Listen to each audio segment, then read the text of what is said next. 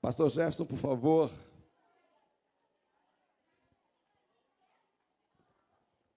Estenda suas mãos para cá, vamos orar pela vida do nosso pastor. Hoje tivemos um culto lindo aqui, irmãos. Apresentamos aqui hoje de manhã quase 30 novos membros, né? Quase 30 novos membros foram apresentados aqui no culto pela manhã, igreja cheia aqui pela manhã, escola dominical bombando, irmãos.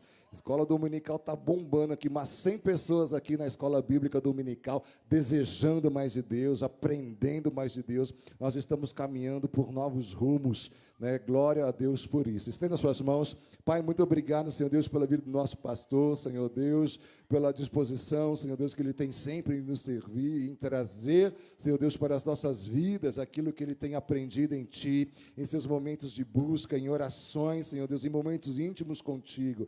Pai, nós o liberamos para que Ele possa nos servir nessa noite, com a palavra que Ele recebeu, Senhor Deus, do Espírito Santo, em nome de Jesus. Amém e amém. A graça e paz, meus irmãos, mais uma vez, glória a Deus. Quero trabalhar um texto com vocês hoje à noite. Eu vou ler uns 3 textos, um perto do outro, para você entender bem o contexto daquilo que nós vamos ministrar hoje à noite. Eu queria que você abrisse a tua Bíblia no livro de João, capítulo 13, verso 36. João 13, 36. Você pode abrir ou acessar a sua Bíblia. João 13, 36. Depois de ler o 13, nós vamos lá para o capítulo 18. Mas aí eu vou orientando aqui, vocês vão procurando devagarzinho. Simples, fácil, depois a gente vai trabalhando, tá bom? João 13, 36. Quem achou, diga amém. Diz assim o texto na minha tradução. Perguntou-lhe Simão Pedro: Senhor, para onde vais? Respondeu Jesus: para onde eu vou, não me podeis seguir agora. Mais tarde, porém, me seguirás. Replicou Pedro: Senhor, por que não posso seguir-te agora? Por ti darei a própria vida. Respondeu Jesus: darás a vida por mim? Em verdade te digo que jamais cantará o galo antes que me negue 3 vezes. Capítulo 18, versículo 15.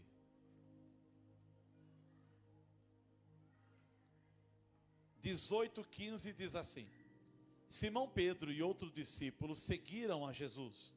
E sendo este discípulo conhecido do sumo sacerdote, entrou para o pátio deste com Jesus.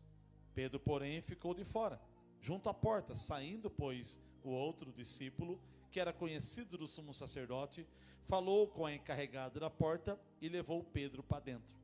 Então, a criada encarregada da porta perguntou a Pedro: não és tu também um dos discípulos deste homem? Não sou, respondeu ele. Versículo 25, ainda no capítulo 18, verso 25 diz assim: lá estava Simão Pedro, aquentando-se. Perguntaram-lhe, pois: és tu, porventura, um dos discípulos dele? Ele negou e disse: não sou. Versículo 27, ou 26 no final. Põe o 26 só o finalzinho. Olha o 26 no final, diz assim: não te vi eu no jardim com ele? Aí o 27 vai dizer assim: de novo Pedro o negou, e no mesmo instante o galo cantou, ou cantou o galo. Capítulo 21. Está perdido aí, irmão? Depois eu vou explicar tudo isso aqui para você. Versículo 4, 21, 4.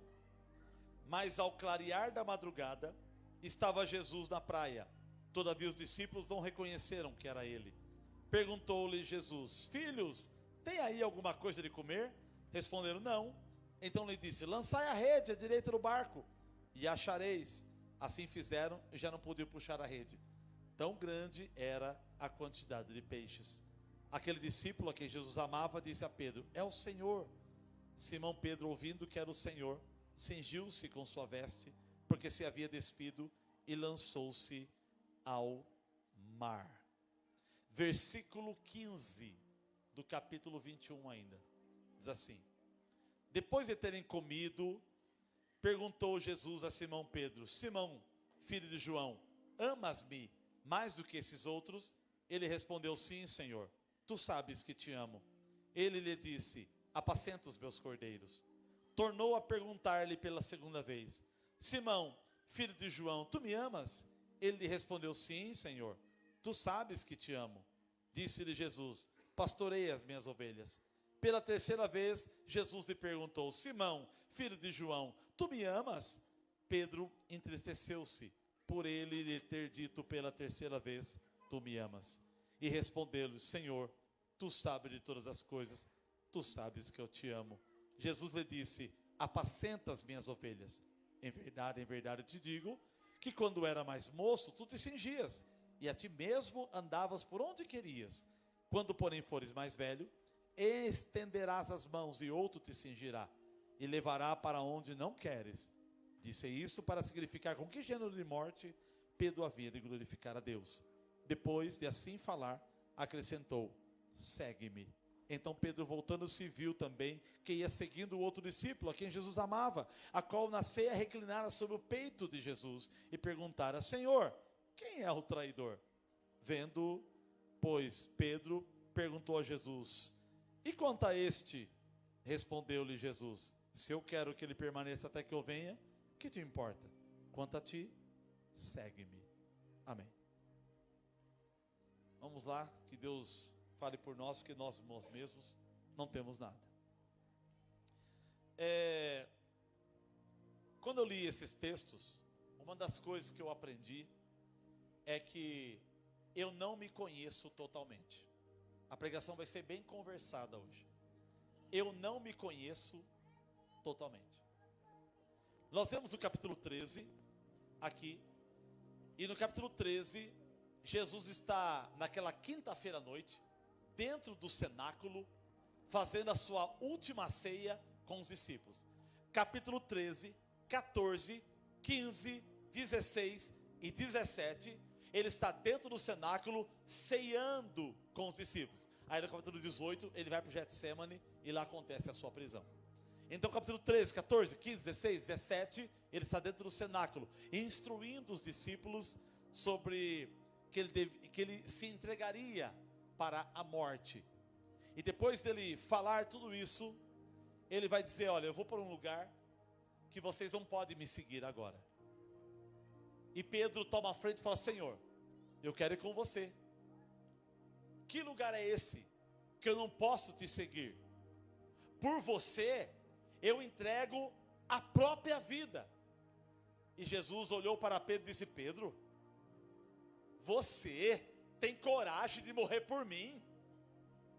O galo nunca vai cantar enquanto você não me negar 3 vezes.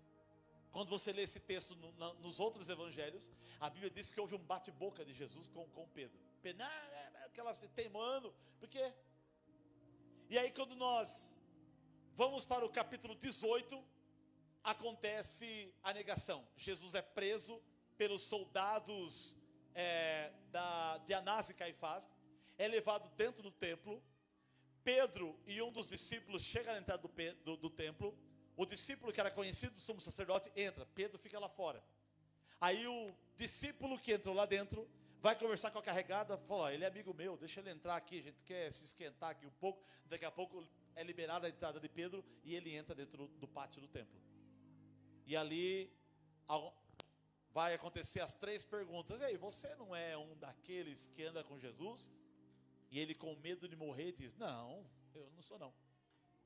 Daqui a pouco ele continua esquentando as suas mãos numa lareira, num fogo que as pessoas haviam feito ali para se esquentar, porque a noite era muito frio naquele lugar. E uma encarregada olha para ele e fala: mas você não anda com Jesus? Você é igual a ele, você fala, você tem o jeito dele.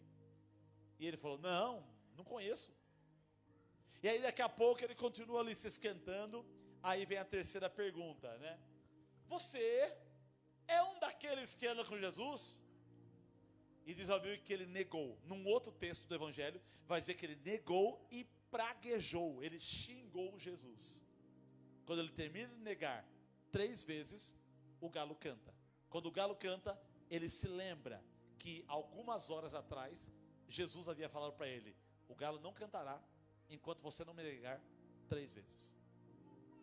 Aquilo abateu o coração de Pedro. Aquilo o chateou. O sentimento de culpa toma conta do seu coração. E ele não tem mais desejo de seguir no ministério. Ele não quer mais seguir na sua vocação. Ele não quer mais seguir no seu chamado. Ele se sente um mentiroso para Jesus e um mentiroso para ele mesmo.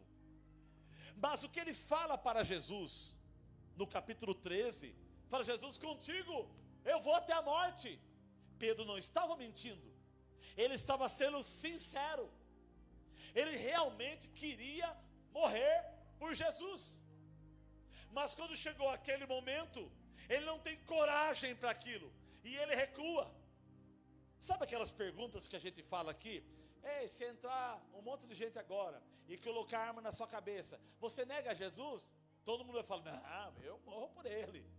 Mas se entrar uma tropinha aqui e meter arma na cabeça, é perigoso a gente falar, não, eu nego sim, eu não, vou escapar pela minha vida. A verdade é que você não sabe quem você é totalmente. Você se conhece uma parte, mas você não se conhece totalmente. Você, sabe aquela frase das pessoas? Ah, se fosse comigo, você não faria nada também. Talvez na hora da argumentação você fala que faria, mas na hora do vamos ver, você não faz. Então Pedro está sendo sincero. Mas Jesus está dizendo, Pedro, eu não estou te cobrando para morrer por mim, mas eu morro por você. Mas eu não estou pedindo isso para você, pelo menos não agora. Mas eu morro por você. Não, você não morre. Antes que o galo cante, você me negará 3 vezes. Sabe o que Jesus está querendo dizer? Pedro, eu te conheço melhor do que você mesmo. Deus nos conhece melhor do que nós mesmos. Talvez amanhã você está pensando que vai ser uma segunda-feira de santidade. E Deus está falando, eu sei que você vai pecar amanhã. Talvez você está dizendo, Senhor, né, semana que vem eu vou estar cheio do poder. E Deus está dizendo, semana que vem você vai estar cheio de cachaça. Está repreendido em nome de Jesus, só uma simbologia. Só uma alegoria. Então Deus nos conhece melhor do que nós mesmos. E Pedro com toda aquela vontade, não, eu morro por ele, que é isso? Não.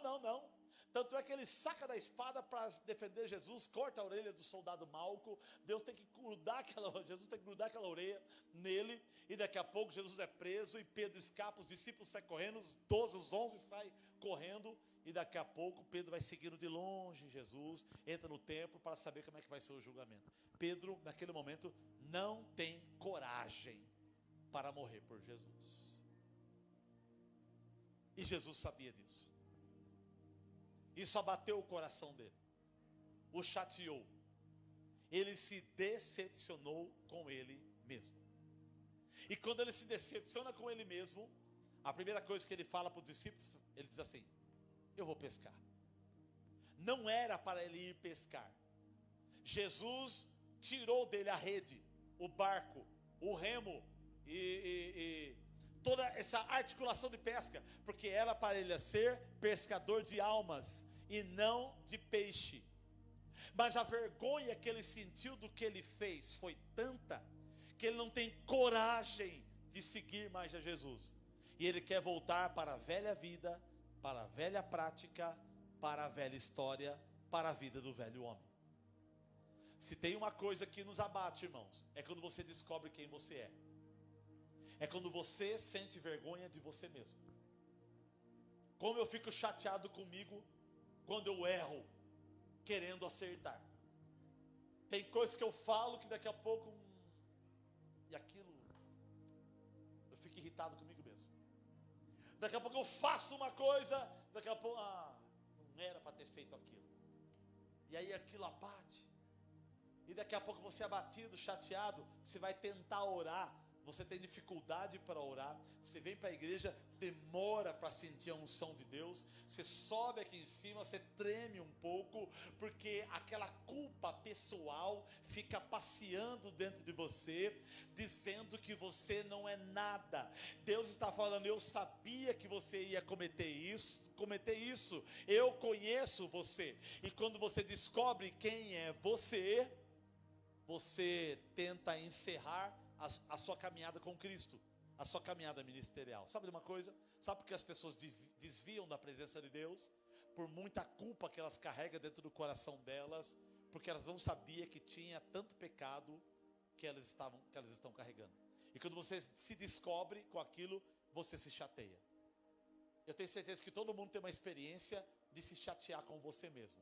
Uma palavra que escapou, um gesto, algo que você fez por alguém.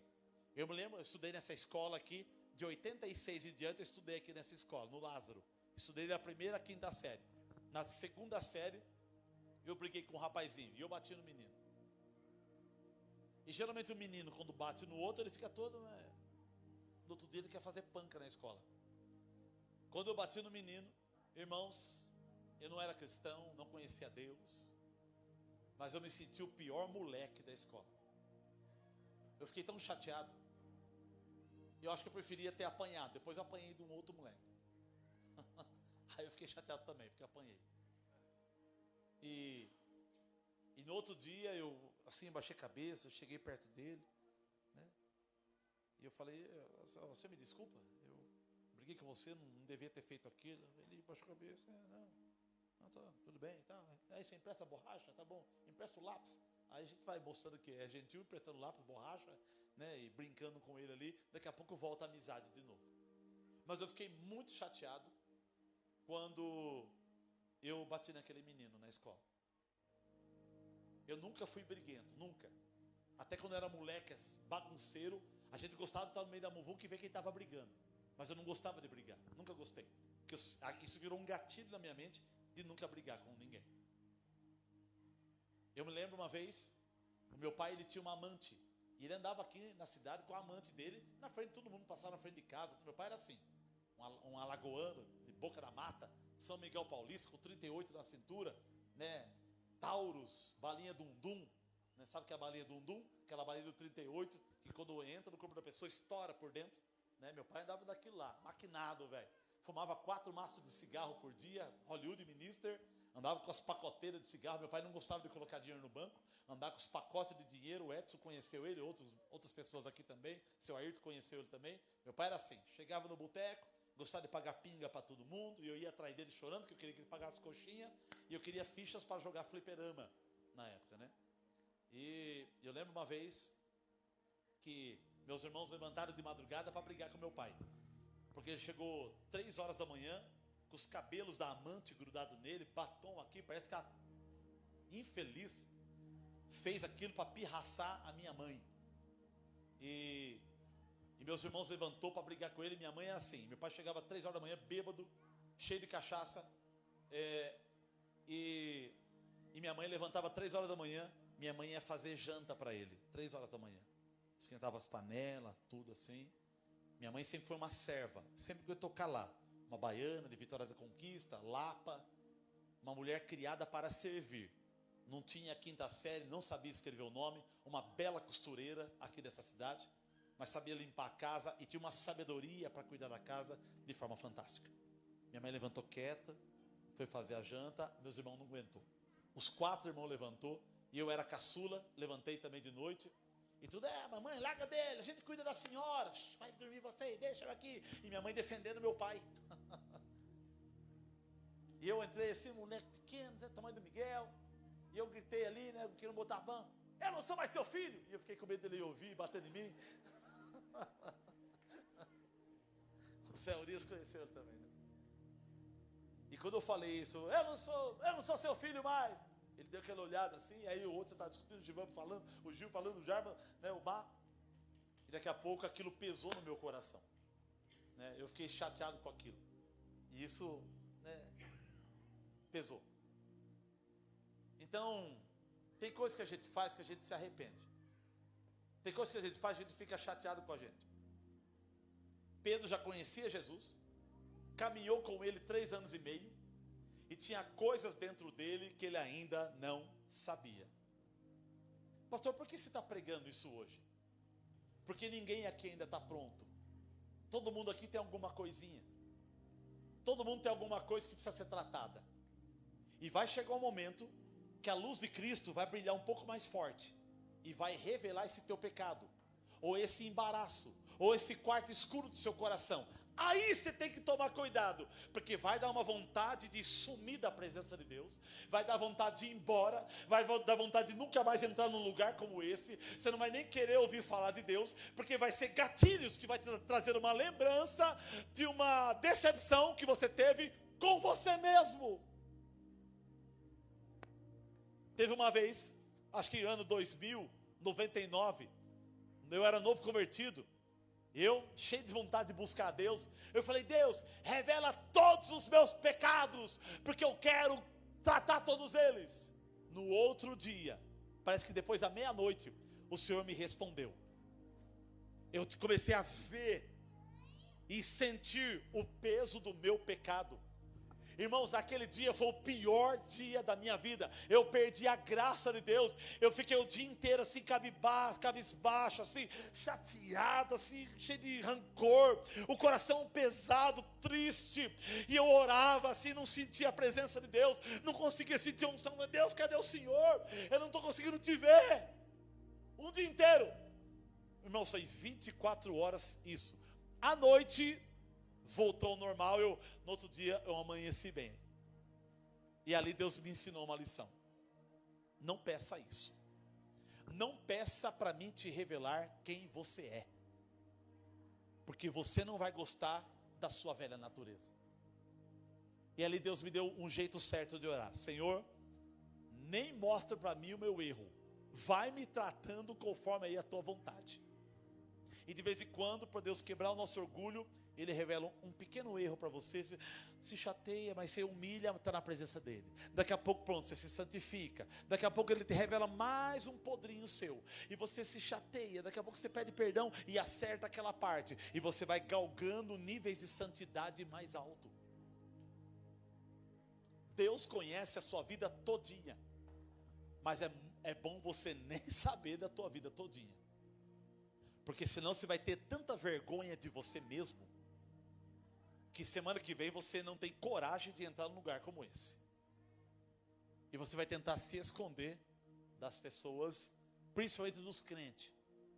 Tem gente que tem raiva de crente para esconder o peso da negridão que está sobre ele. Então para ele o mundo é mais tranquilo do que uma vida na luz.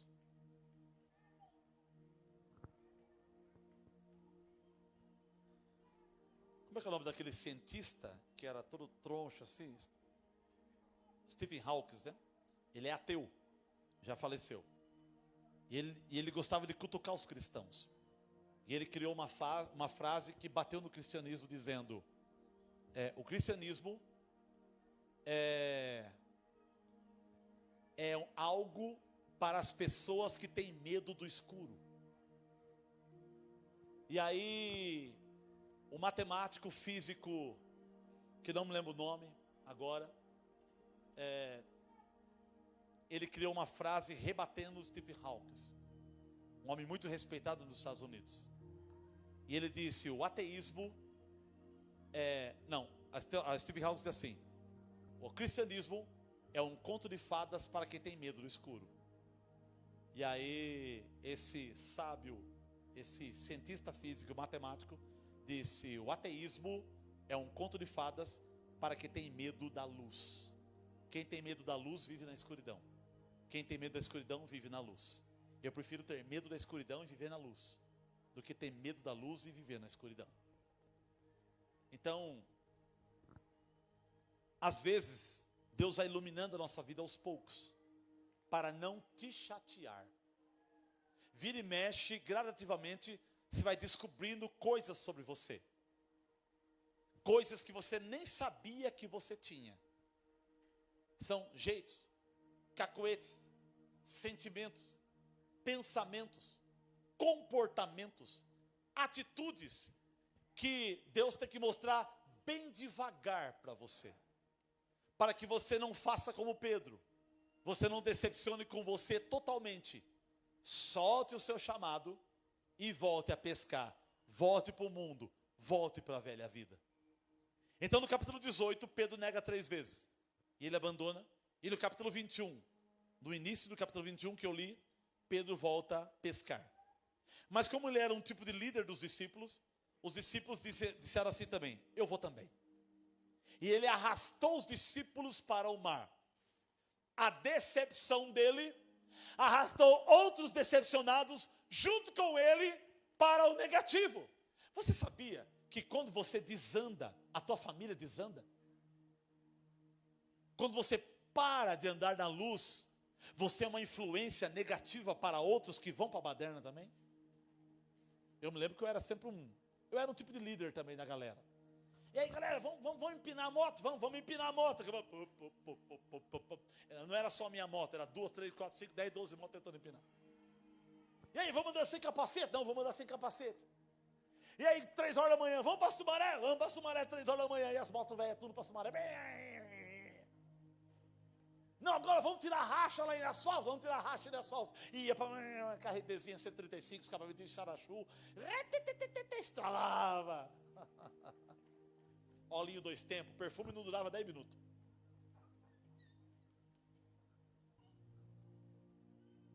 E então a gente tem algo de influência. Ontem eu passei na frente do Boa Vista, ali, atrás da Bosch, e é o lugar conhecido onde se compra drogas. E eu fui umas 2, 3 vezes buscar drogas com meus amigos lá. Montava as carreirinhas em cima do RG e pá, negaria puxando um por um. E eu nunca usei droga. Ia buscar para eles e nunca usei. Hugo, puxa uma aí.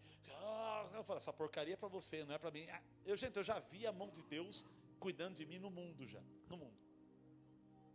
Quantos amigos meus morreram de overdose? Uns foi morto. Outros morreram de acidente nessas ruínas, dessas estradinhas aqui de Sumaré, de Ilha-Sol e de Dayatuba. E aqui para Campinas também. Outros que morreram aqui dentro da cidade. E hoje eu manifesto a minha gratidão a Deus, porque tudo isso era para mim estar no meio. E o Senhor me livrou. Então, Pedro tinha um poder de influência. Ele falou, vou pescar. Ele falou, Pedro, nós vamos com você, tá bom, vamos embora. E todo mundo entra no barco de Pedro de novo. E vai pescar. Mas da mesma maneira, de Lucas capítulo 5, se repete em João 21. Eles não pegam nenhum peixe. Daqui a pouco Jesus ressuscita, aparece a primeira vez, aparece a segunda vez, e aparece a terceira vez, lá na beira do mar de Tiberíades, onde nós lemos aqui no capítulo 21. E Jesus grita lá, e aí, tem algum peixe aí? 200 côvados de distância. Côvado é a distância entre a mão e o cotovelo, é côvado, 48 centímetros, 50 centímetros, 200 côvados é 100 metros, 100 metros de distância, ei, pegou algum peixe? E eles gritam, não pegamos nada, 5 horas da manhã, o sol nascendo, e Jesus dá uma ordem, lança a rede do lado direito, e eles lançaram a rede mais uma vez, e diz a Bíblia que eles pegaram grande quantidade de peixes. No outro texto vai dizer que eles pegaram 153 grandes peixes. E aí João, que estava junto, que tinha 16 anos de idade, fala, Pedro, é o Senhor, é Jesus que está falando com a gente. E Pedro, Jesus? A Bíblia diz que ele estava nu, ele se veste, se joga na água e vai nadando na frente do barco para encontrar com o Senhor. Geralmente os pescadores tiram a roupa para entrar na água. Pedro colocou a roupa para entrar na água e vai nadando com a sua roupa pesada até chegar aonde Jesus estava. Quando ele chega até Jesus naquela praia, o que a Bíblia diz que nós lemos? Diz a Bíblia que tinha um fogaréu aceso, uma brasa acesa. Irmãos, o Senhor, ele vai bem devagar nos tratando. Se você ler compassadamente o capítulo 18, você vai ver que Pedro nega Jesus 3 vezes, aonde? No pátio do templo. Que lugar? Aonde tem um fogareiro aceso. Quantas vezes ele negou Jesus? 3 vezes. Então uma coisa que marcou o cérebro de Pedro: o fogareiro e o número 3. Quando você tem trauma de alguma coisa, tem alguma coisa que faz você lembrar do passado. No cheiro da comida, lembrei da minha mãe. Você vai numa rua, a minha infância, eu brinquei aqui. Você olha um amigo seu de, meu Deus, namorei aquela moça. Daqui a pouco, aquela mulher me deu aula. Daqui a pouco você olha um carro, um Opala. Meu Deus, lembrei do meu pai gostava de Opala. E a sua mente, ela é ativada por gatilhos. Então Pedro nega Jesus no fogareiro 3 vezes. E o Senhor vai começar a tratar Pedro para trazê-lo de volta.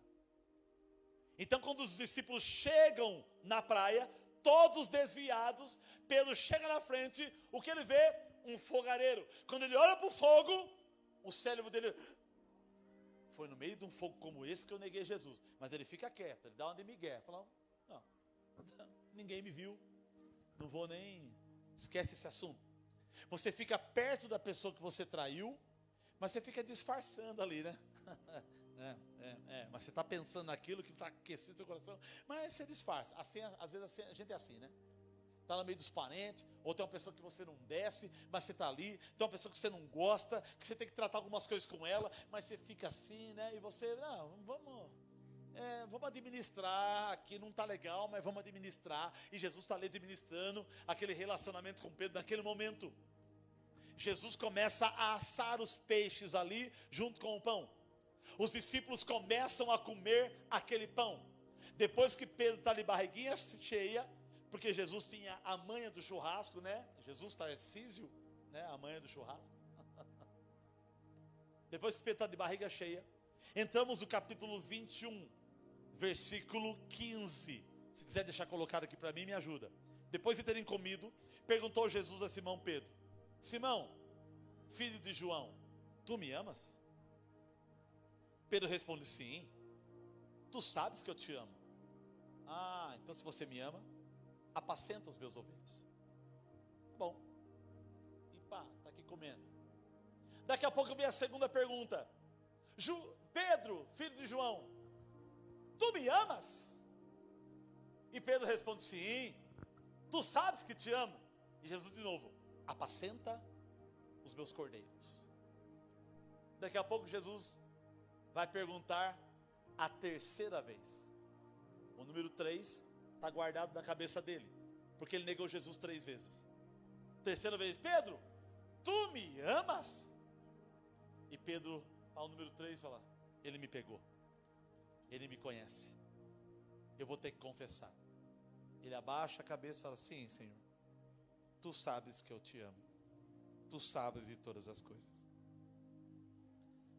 O português não dá muito a ideia real do entendimento. O grego já dá mais real. Então quando Jesus pergunta, a pergunta fica assim: Pedro, tu me agape? E Pedro responde: sim, Senhor, eu te fileu. Ele responde diferente daquilo que Jesus pergunta. A palavra ágape é amor sacrificial. E a palavra fileu é amor de amizade. Às vezes eu não consigo te amar de morrer por você, mas eu consigo te amar só de amizade. Então Jesus está perguntando assim, a primeira pergunta: Pedro, tu me ágape? Você me ama a ponto de morrer por mim? E Pedro responde: sim, Senhor, nós somos amigos. Não é essa resposta não está legal. E Jesus, ele afrouxa um pouco a pressão e fala: vou pegar ele, mas deixa ele tranquilo. E aí Jesus pergunta de novo: Pedro, tu me ágape? Você morre de amor por mim? E Pedro responde: sim, Senhor, eu te filho, eu te amo com amor de amigo. E Jesus fala: apacenta os meus cordeiros. E continua. Daqui a pouco vem Jesus e pergunta a terceira vez uma pergunta diferente: Pedro, você só me ama com amor de amigo? Aí Pedro se chateia: Senhor, tu sabes todas as coisas. O Senhor sabe que eu não tenho coragem de morrer por você. Eu só consigo gostar do Senhor com amor de amigo. E aí ele responde: apacenta os meus cordeiros. Porque quando você era mais moço, você se vestia e você ia para onde queria, ou seja, você era o dono do seu nariz. Mas quando você for mais velho, as pessoas vão te pegar, vão te vestir e vão te levar para onde você não quer ir, mas você terá coragem de fazer aquilo por amor a mim. Jesus disse isso para revelar para ele qual seria a forma em que ele morreria. Sintetizando o entendimento para você compreender o que quer dizer esse texto. Jesus está tratando uma decepção no coração de Pedro e dando a ele uma oportunidade de melhorar. E qual era a oportunidade de melhorar? Era apacentando os cordeiros. Deus tinha um chamado para Pedro. Então Deus está dizendo assim, Jesus está dizendo assim para Pedro: Pedro, eu sei que você não tem coragem de morrer por mim, mas mesmo assim, faça a minha obra, porque fazendo a minha obra, você vai crescer espiritualmente, e crescendo espiritualmente, vai chegar um dia que você vai ter coragem de morrer por mim.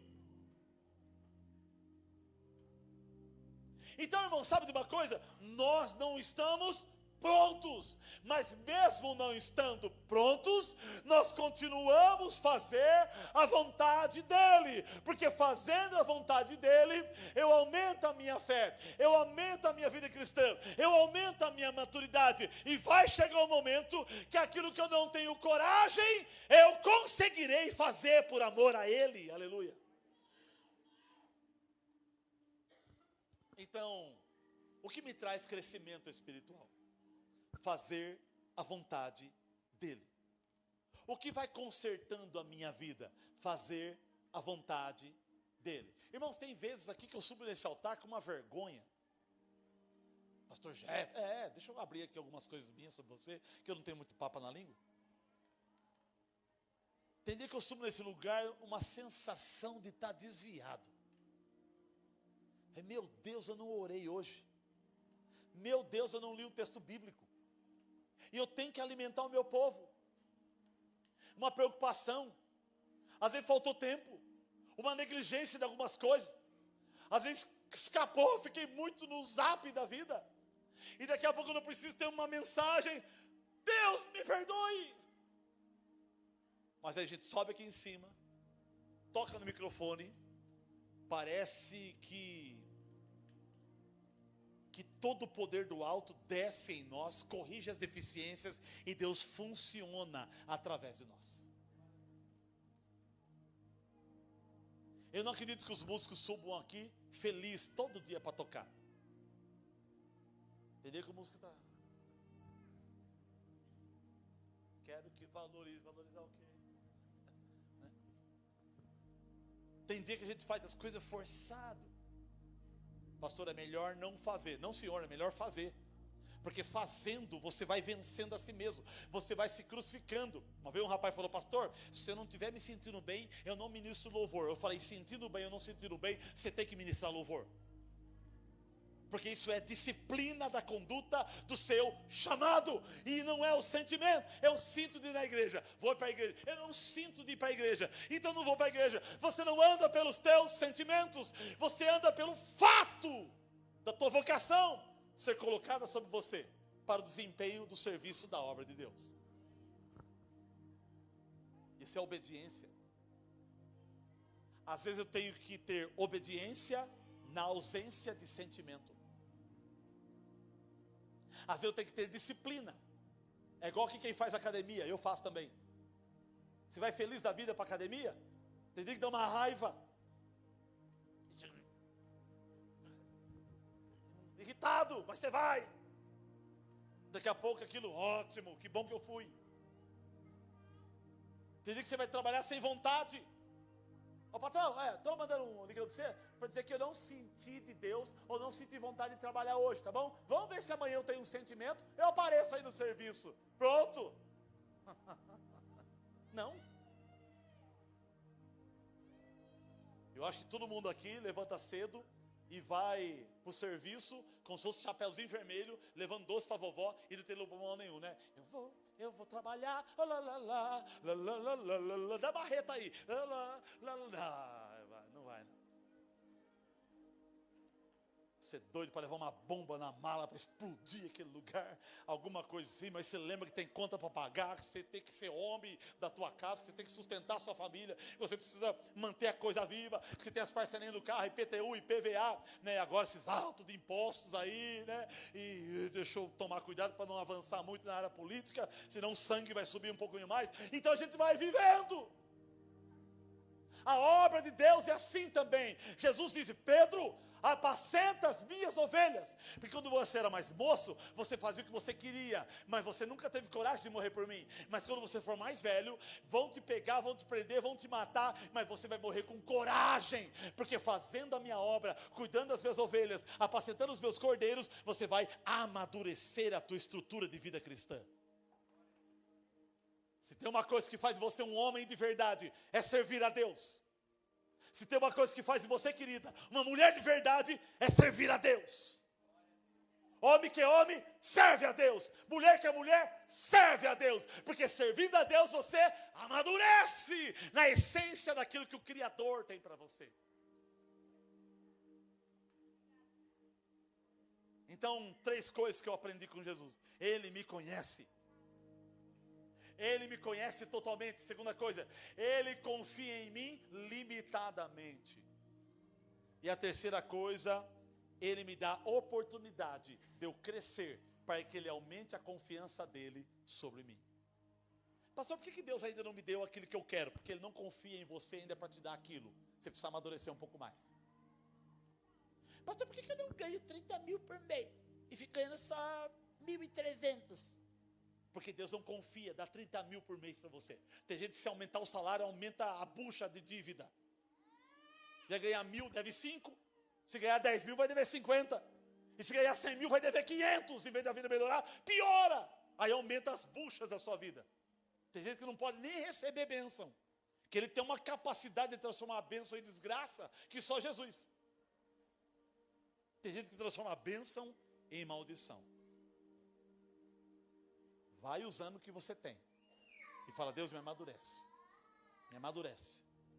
Me amadurece. Me amadurece. Tem dia que eu sinto vergonha do pastor que eu sou. Tem dia que eu sinto vergonha do pai que eu sou. Tem dia que eu sinto vergonha do marido que eu sou. Tem dias que eu sinto vergonha do homem que eu sou, do cidadão que eu sou. Tem dia que eu sinto vergonha do amigo que eu sou para os meus amigos. Tem dia que eu sinto vergonha do filho que eu fui para os meus pais. Mas eu não posso parar. Eu preciso continuar apacentando. Eu preciso continuar fazendo. Eu preciso lutar para vencer esse tipo de sentimento que está em mim. Para vencer essa velha natureza que está em mim. Crendo que é uma ordem dele: apacenta, faz a minha vontade. Porque fazendo a minha vontade você vai melhorando cada vez mais. Daqui a pouco você vai lembrar dos seus erros, mas aquilo não vai doer mais. Aquilo não vai mais pesar sobre você.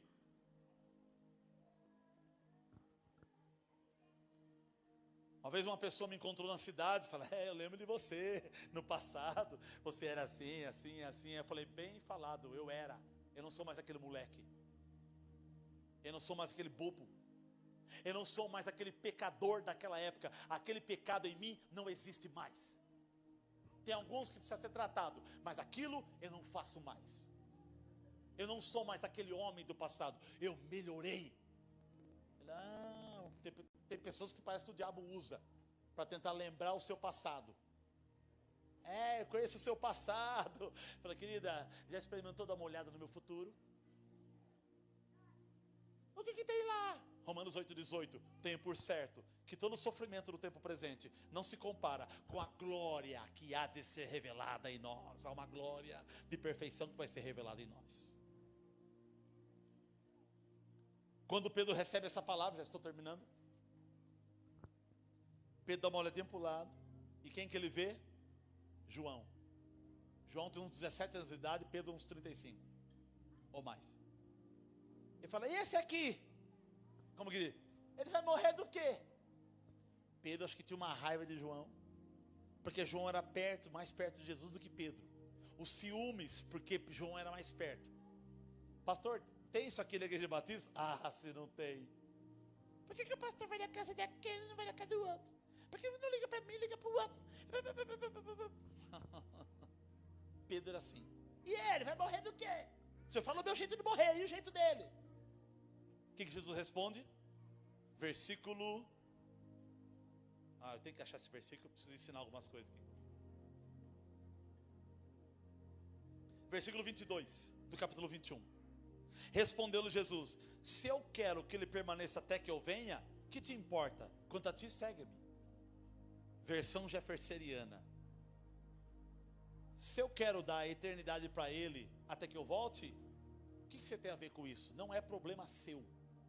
Se preocupe em me seguir. Para de olhar a vida do outro. Cala a boca. Vai cuidar da sua vida. Fica quieto. Você sabe que tem gente que não vem aqui por causa de pessoas que frequentam esse lugar? Eu e naquela igreja, pastor Jessef deu aquela irmã, e ela me deve lá na lojinha que eu tinha e não pagou. O outro, aquela lá está com 3 tapuer minha. Eu jamais entro naquela igreja de hipócrita, porque ela não devolve a minha tapuer. Não tem jeito, Zé. Eu sirvo para teatro, né, Zé? Eu vou entrar no teatro. Tem disso. Ainda bem que Deus tem um monte de igreja nessa cidade. Porque é ranço que um tem com o outro. Pedro tinha um rancinho de João. Mas depois, isso é curado, porque ele cresceu. Quando você amadurece, você até vê o defeito do outro, mas aquilo não incomoda você no sentido de abalar a tua fé.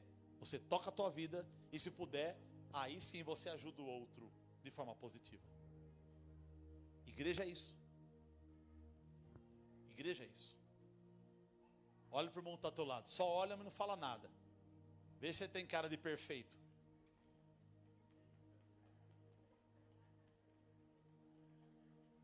Abel, perfeitinha, né? Quieta, sem falar nada. Não, eu acho que eu sou mais perfeito do que vocês, porque eu estou num lugar mais alto e eu sou o pastor. Não vou nem olhar para lá. Vamos pregar para esse povo aqui. Vocês aguentam aí. Depois resolva ali. Tem coisa para resolver ali. Tem coisa. Tem que resolver, não tem jeito. E é fazendo a obra de Deus que a gente vai aperfeiçoando. Então, sintetizando o que eu preguei nessa pregação conversativa. Ele conhece você melhor do que você mesmo. Você nunca vai decepcionar Jesus, porque Ele conhece todas as suas fraquezas. Ele vai confiar em você limitadamente, porque decepção é uma confiança exagerada, colocada sobre uma pessoa que pode falhar. Jesus nunca vai confiar em você exageradamente. Ele vai confiar em você dosadamente. Ele subiu o nível, agora eu posso confiar algo a mais. Subiu, agora eu posso confiar algo a mais. E assim ele vai dosando a confiança sobre você. As empresas são assim. Você vai subindo de cargo, o nível que o patrão vai confiando em você. Aí você vai subindo de cargo, um pouquinho mais. Não, agora você pode entregar algumas responsabilidades a mais. Por quê? Porque você está amadurecendo.